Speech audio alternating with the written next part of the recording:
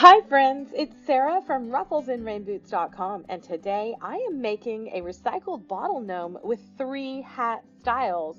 We've got a tall, medium, and short. If you'd like to boop, make it with me, just boop, stick around, boop. As always, please give this video a like so that I know you're here crafting with me. We are just going to need a couple of simple supplies here because my craft room's almost empty. I am using a recycled coffee creamer bottle. This is like a small one, but they have a really big one and it will work for this as well. I have been asked for this, I don't even know, hundreds of times over the years. I cleaned it really well. I have some materials here. The first is going to be just this napkin. It's 100% cotton. It has no stretch. I'm going to use a knit, and then I'm going to use another no stretch. All right, so we're going to have some faux fur, something for a nose. I'll use a 1-inch wooden bead, something for weight, and I am going to be using poly pellets. They're non-odor, non-moisture absorbing, and we're going to make it so they don't make a sound with some extra scrap fabric. All right, so I think I'm going to use this fur. I just really like it and haven't used it yet. And the first step obviously was to clean this and let it dry completely. So I let it dry a couple of days. And then I just used a funnel and I filled it up almost all the way with the poly pellets. It's just over a cup and a half, cup and 3/4. But listen, I don't want to hear that. I don't know why, I just don't. So I stuffed the rest of it really tightly with some scrap fabric. Now you don't hear any shaky McShakykins. All right, so a whole bunch of hot glue later. I'm going to glue this top on so it never ever comes off. And now I'm going to create a bottom. Before I put this all together, I want to create a bottom to hide the plastic, to be honest. And so I'm going to use a color that's neutral to all of it, and that's just going to be the hat material. This napkin is a nice neutral farmhouse. I got a set of 4 of them on Amazon. So I'm just going to cut off a bit of the fabric. I'm going to fold it into quarters and then make sure it's lined up, and then I'm just going to hold it opposite of where all of the corners join and create sort of a circle, sort of an oval. It's not really going to matter. We're just going to take a needle and embroidery thread, put a running stitch into this, and then that is going to create a nice finished bottom. If you want, you can also just trace a piece of felt for the bottom, but the way I'm going to be doing the wraparound beard makes it so that we need a little bit more finished. So I'm going to end on the outside right next to where I started after this little running stitch all the way around, which is just in and out every ½ inch or so. Before I scrunch it up, I'm actually going to glue this in the center. So I'm just going to add glue to the bottle and just plunk it right down here in my little sachet. So I'm going to tie it up really tight and then knot this thing a couple times, cut off the excess thread, and then secure it so it doesn't move, because I could pull this off, right, even though we tied it tight. So I'm just going to put hot glue all the way around that outside edge and make sure it's on there forever.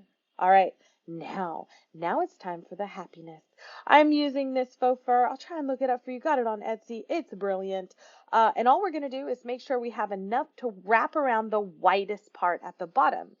I'm going to use what is this called? A razor blade to just cut the fabric backing. I use an X-Acto knife for razor blade, and I always make sure the fur pile is pointed down before I cut. You can see here, if you cut it right, look at all this gorgeousness. You won't have anything cut off.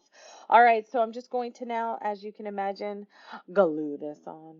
That's it. We're just going to use an obscene amount of hot glue and just glue this on. For those of you who are wondering, I am using a Surebonder detail tip glue gun. I love it. I use it a lot. I won't sing. Well, feeling a little feisty today.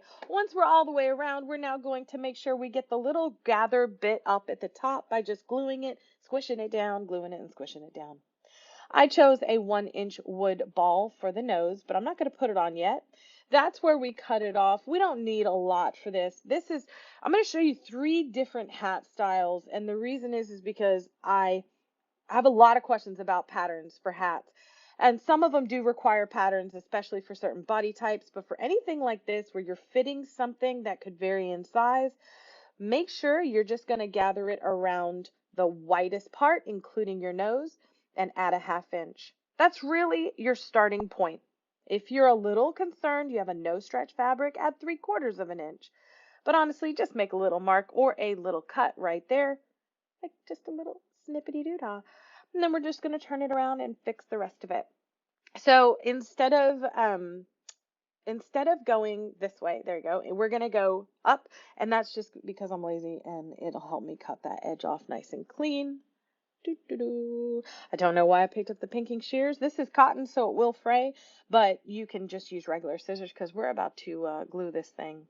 All right, here's the cool part. You're going to decide which is the front and which is the back, and then you're going to put the two front sides together. We call that putting right sides together. Now, my bottom is going to be this hemmed section because I'm lazy, and I'm just going to turn it on its side. And you can get a ruler or you can eyeball this. I'm going to show you with the ruler. If you do a rise, you're going to get a slouchy hat. No matter what type of gnome you're making, that's the best part. So we're going to pin the two pieces of fabric together so it doesn't slip around.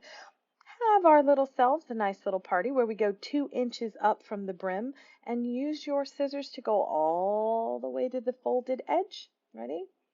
All the way to the edge. There you go. Right to a point. You can leave an 1/8 of an inch that's flat up at that top. We'll make it a little easier to turn out. And now right sides together again, and then you're going to start gluing. That's it. This is where a detail tip glue gun does come in handy.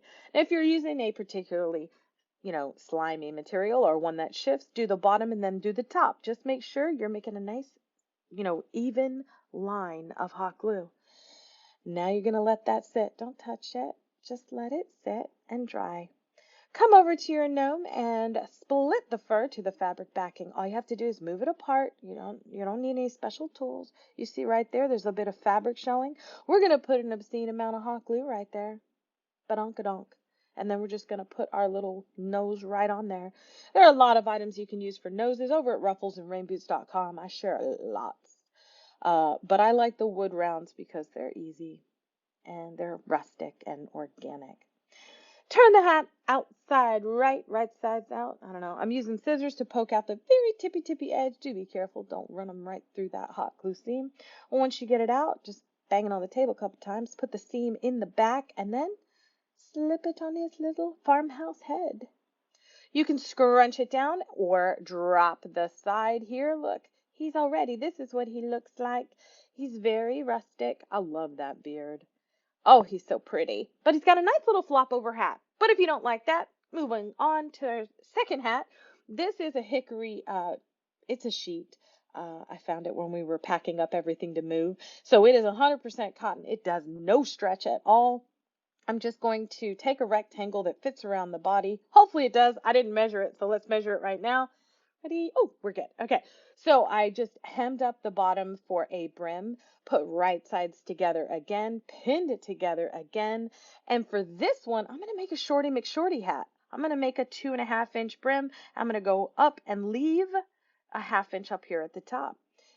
If you like that, it's perfect for a tassel. Okay, so that's a great one you can add a tassel to. I've shared that here on Ruffles and Rain Boots before. I love it. It's perfect for a farmhouse cutie.